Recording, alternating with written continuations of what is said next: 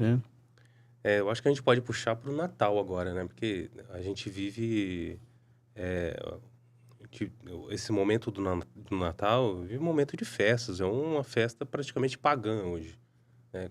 E é um grande desafio a gente realmente resgatar o que é o Natal.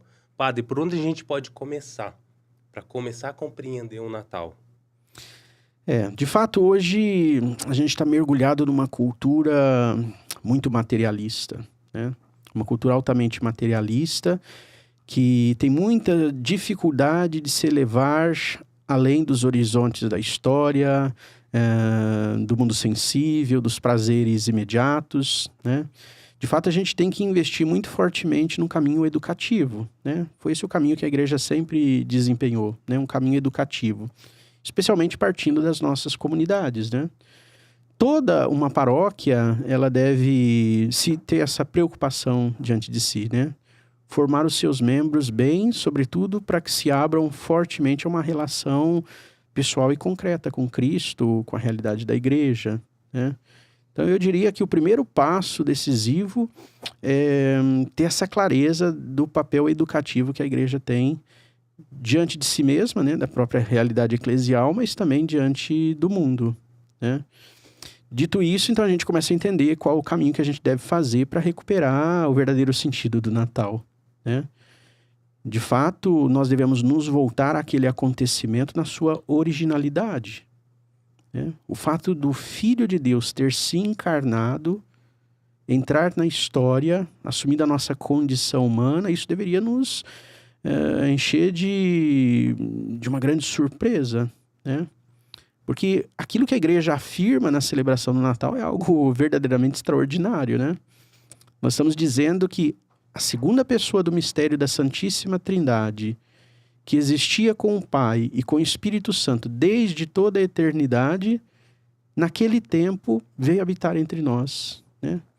Ele veio ao nosso encontro, fez-se próximo, deixou-se pegar nos braços. Foi o modo como Deus, o Pai, na sua sabedoria, pensou para entrar numa relação pessoal, intensa e direta com a criatura humana. O homem e a mulher são as criaturas que foram desejadas por Deus de uma maneira ímpar, né? E Deus pensou nessa forma para poder entrar em relação conosco, né? Então é uma iniciativa importante, porque essa iniciativa, antes de tudo, ela brota do desejo de Deus de se fazer próximo do homem. Então aqui é o ponto de partida. Se nós recuperamos esse ponto original do Natal, naturalmente todas as coisas vão se renovando à luz dessa compreensão, né? Hoje, o Natal, de fato, é vivido em muitos ambientes como um fato meramente cultural, social, né? Dentro dessa mentalidade materialista, né? E muitas vezes a sua beleza não emerge, não aparece na consciência das pessoas, né? Então, cada católico, cada cristão, no fundo, tomando consciência disso, deve passar por um processo de renovação, né? Na sua linguagem, na maneira como dispõe as coisas, na maneira como vive e celebra esse acontecimento, né? Seja dentro da sua paróquia, seja em casa, na noite do Natal, né? Uhum. Então, cada um tem que fazer esse movimento para ir reorientando todas as coisas, né? E é um grande desafio, né? Porque ao mesmo tempo que a gente tem que viver isso, principalmente os cristãos, a gente tem que conviver com o restante. Por exemplo, os nossos familiares. Muitas vezes se reúnem nessas épocas e, e não comemoram o Natal como realmente o nascimento de Jesus Cristo, né? E parece não, a gente vive isso, eu vivo isso, né? De conviver com as pessoas que a gente ama e ao mesmo tempo viver o que é o Natal. Isso é um grande desafio. Esse problema na verdade, essa ação de conscientizar, acredito que seja muito importante porque uma das formas de atacar esse momento, né, que o mundo faz para atacar esse momento é, na verdade, desvirtuar a sua origem. Falar que, na realidade, sempre foi uma festa pagã e tiram todo o foco do que realmente é o Natal e de como realmente surgiu, né, a festa de Natal. E, às vezes, até mesmo os cristãos não têm essa noção verdadeira de o que é o Natal e como surgiu, né, essa data. O senhor poderia explicar para a gente como realmente surgiu as primeiras festividades de Natal e como surgiu essa data para os cristãos e como a gente sempre comemorou desde o passado? É. Bom, a igreja, lendo as Sagradas Escrituras, encontrou ali a fonte da sua celebração, né? Sobretudo na liturgia, a igreja sempre reviveu o mistério do Natal, né? Então, no dia 25 de dezembro, a igreja encontrou o momento histórico do nascimento de Cristo e sempre preservou a memória desse dia, né? Então, faz parte dessa longa tradição da fé celebrar no dia 25 de dezembro esse acontecimento, né? Então, as origens estão ali, nos textos bíblicos que deram forma à liturgia da igreja, né? Depois, certamente, durante a história, em tantos outros momentos, o Natal foi celebrado, né? O Natal foi celebrado nas famílias, por exemplo, né? Que, preservando esse dia, se encontravam, né? Para fazer momentos de orações. No mundo da arte também, né? Os artistas católicos sempre buscaram transmitir, né? Essas verdades através da sua arte. E um fato muito interessante é o presépio, né? O presépio é uma fonte também que inspira a gente a celebrar o Natal com muito mais intensidade, né? É o maior símbolo, né? Se tornou um fortíssimo símbolo com valor, digamos assim, que universal também, né? Uhum. São Francisco de Assis, no século XIII, ele organizou o presépio de tal forma que corresponde à forma como hoje nós o temos, né? E, de fato, os presépios sempre estiveram presentes nas casas e nas igrejas, né? Nos ambientes públicos e assim por diante. Então, essa representação artística, ela tem um significado muito forte de nos colocar diante desse acontecimento, né? Talvez um momento importante seja esse, das nossas famílias também recuperarem o sentido do presépio, né? Uhum. Por exemplo, lá na paróquia eu propus, sempre no terceiro domingo do Advento, de abençoar as imagens do Menino Jesus que serão depois colocadas nos presépios, né? Uma forma de incentivar as nossas famílias, né? A montarem os seus presépios novamente, né? O presépio tem um valor para o adulto, mas tem um valor muito forte para as crianças, né? Eu me lembro quando era criança, aqui no centro de Ribeirão Preto tinha uma loja chamada... Era Pernambucanas, se eu não me engano era Pernambucanas. Eram 3 andares, no terceiro andar tinha um presépio mecânico. Era um presépio mecânico. Isso me marcou, porque minha mãe, sobretudo, né, meus pais, mas sobretudo minha mãe, fazia questão de todo Natal, no mês de dezembro, trazer a gente para ver o presépio, né? Então, o presépio fala muito, né? Através daquelas imagens, isso entra muito fortemente dentro do nosso coração e dá o verdadeiro sentido do Natal, né? Então, a gente esperava o Natal porque era um momento importante e era um momento de ver essas coisas bonitas que a gente não via em todo lugar, né? Então, essa questão da beleza também é importante, né? Porque Cristo é a verdadeira beleza, né? E depois a arte, que traz em si uma carga de beleza incrível, expressa a beleza que é Cristo, né? E o coração do homem não fica indiferente à beleza, né? É tocado pela beleza, ele se move na direção da beleza. E eu me lembro quando criança, isso nos impactava muito, né? A mim, aos meus irmãos, né? Era uma data muito importante. É natural a gente ver nas igrejas onde tem presépio, as crianças, os pais levavam as crianças para ver os presépios. Exatamente. Chega na igreja, quero ver, aponta, já vai lá para ver. Exatamente. Eu acho que um estímulo importante é esse, de recuperar o sentido do presépio também, né? Sim. Família montar juntos. A gente estava falando da Itália. Eu acho muito bonito entre os italianos. Os italianos têm um apreço enorme pelos presépios, né? Muitas vezes como um fato cultural em muitas famílias, né? Sim. Porque sempre montou, meus avós montavam, meus pais montavam, eu também monto, mas é o momento da família se reunir para montar o presépio, né? E cada ano criando um presépio, não é simplesmente colocar a imagem ali, né? É criar o ambiente do presépio. Então não é uma repetição, uma mera repetição todos os anos, né? É um ato em que a família se envolve e usa a criatividade para criar aquele espaço dentro da casa, né? Então a gente sente Deus dentro da nossa casa, representado nesse espaço, né? Que é o presépio. Sempre quando eu falo do Natal, ou escuto alguém falar do Natal, sempre vem na minha mente essa questão que o senhor falou, do belo, né? Na minha visão, o Natal ele realmente remete a isso, ao que é belo, né? E o que é belo a gente sabe que é Jesus Cristo, né? E a sua obra que ele fez por nós. E sempre que a gente pensa no Natal, a gente pensa no presépio, que é bonito de se ver, né? Os corais de criança cantando, né? Glorificando o nome de Cristo. As decorações também, que glorificam o nome do Senhor. Então, eu acredito que o Natal também é exatamente isso. É o que é belo, né? E também o que é belo são as famílias unidas, né? Os pais, os filhos, os avós, todo mundo em comunhão, né, orando a Cristo e relembrando verdadeiramente o sentido do Natal. Eu acredito que essa é a verdadeira beleza. Sim. Às vezes, é porque muitas vezes parece que a gente dá mais valor. Nossa, o que nós vamos comer na noite de Natal? Sim. Qual que vai ser a ceia? Onde a gente vai passar?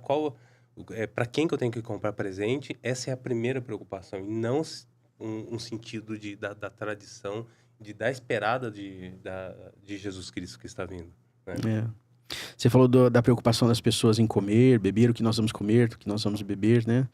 Me fez lembrar do fundador do movimento católico Comunhão e Libertação. Tem uma frase dele que me impactou muito fortemente, porque ele disse assim, ele era milanês, o padre Luigi Giussani, ele disse, na minha casa nós éramos pobres de pão, mas nunca nos faltou o pão da beleza. É isso, ele dizia, meu pai tinha preocupação com o pão da beleza, né? E certamente o pão da beleza passa por essas coisas, né? Uhum.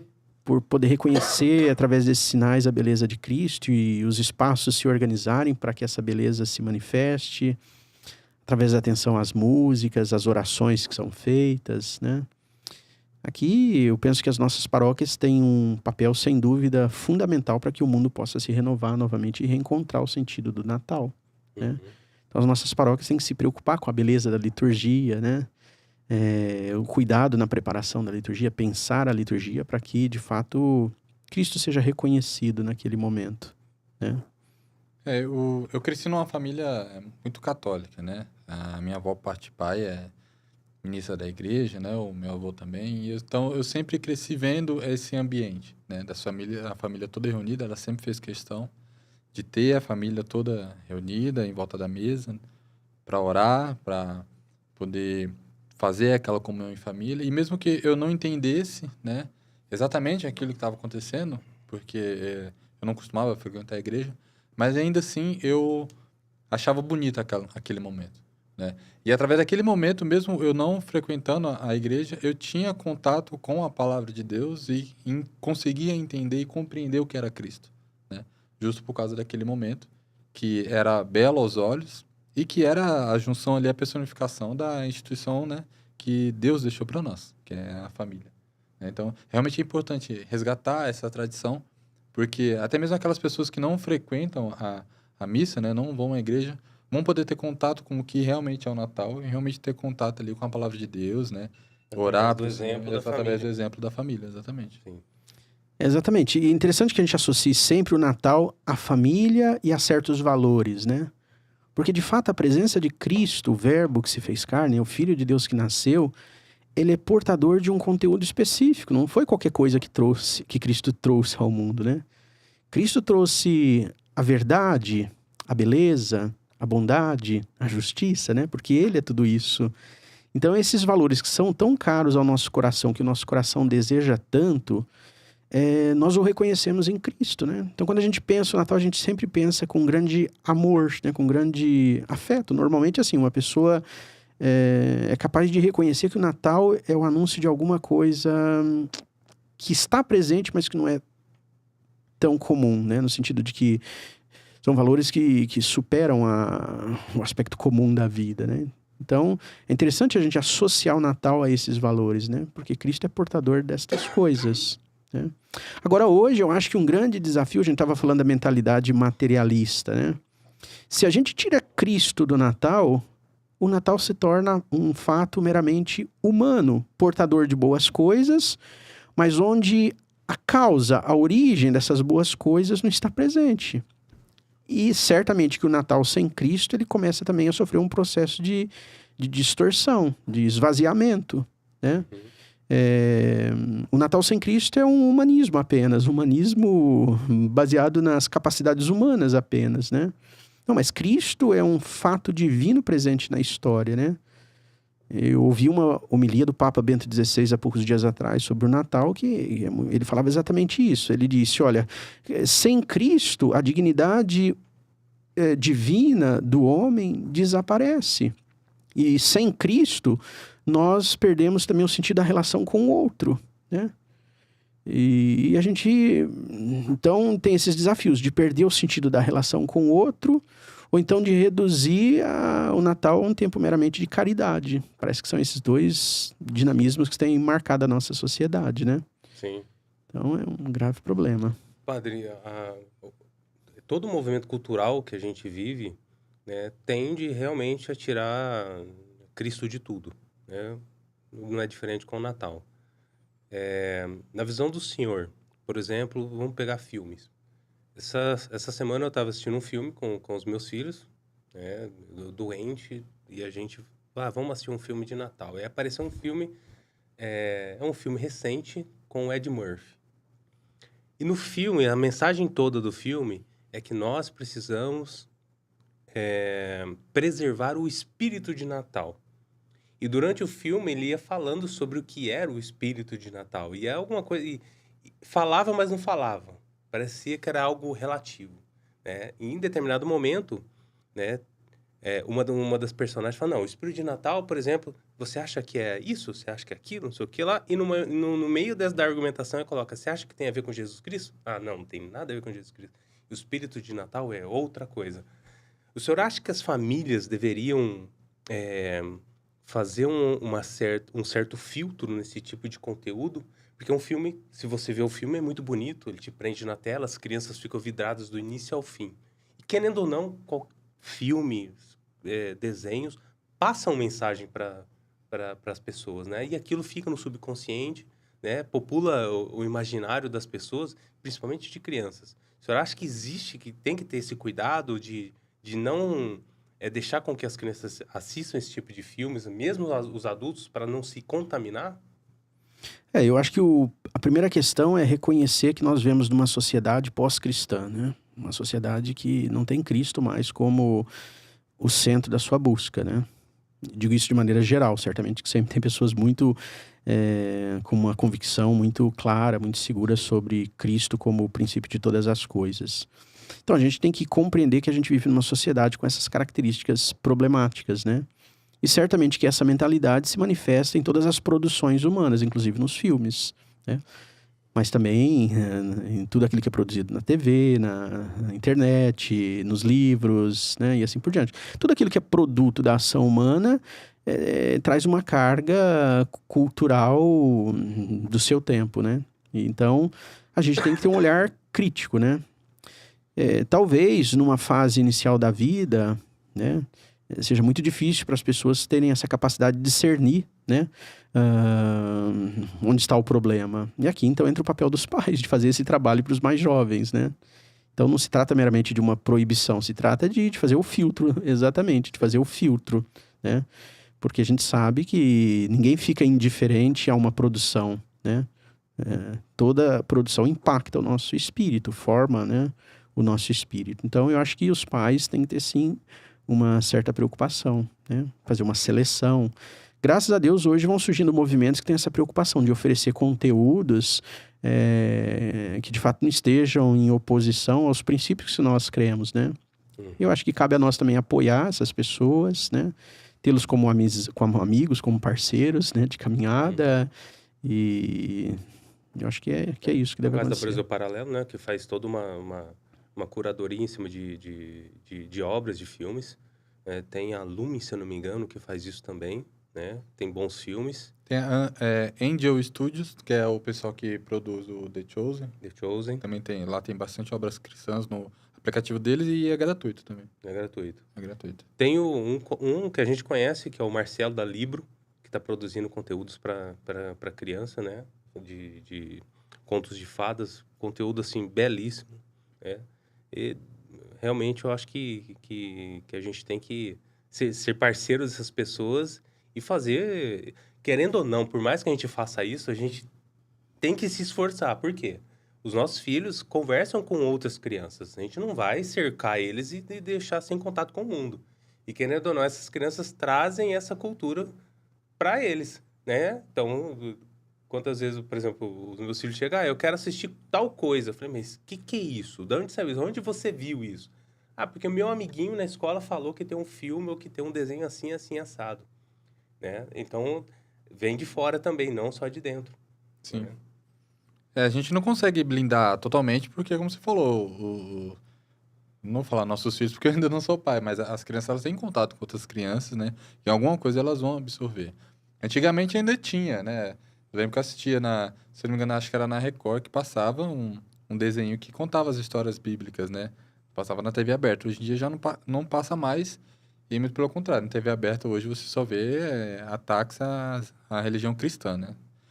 E, então é realmente importante resgatar esse tipo de conteúdo, e é bacana que agora tenha surgido, né, pessoas preocupadas em fazer conteúdo para cristãos. Não aqueles conteúdos fechados, né, monótonos, vamos dizer assim, apenas para esse público, mas conteúdos que são de forma para as pessoas em forma geral, mas que ainda trazem uma mensagem cristã.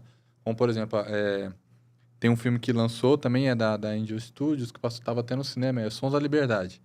É um filme, né, que conta um drama real, uma história real, mas que ainda assim traz aspectos da vida cristã ali, né, principalmente a preocupação, né, em combater o mal e proteger as crianças. Então, é interessante a gente dar crédito e dar, vamos dizer assim, palco para esse tipo de conteúdo.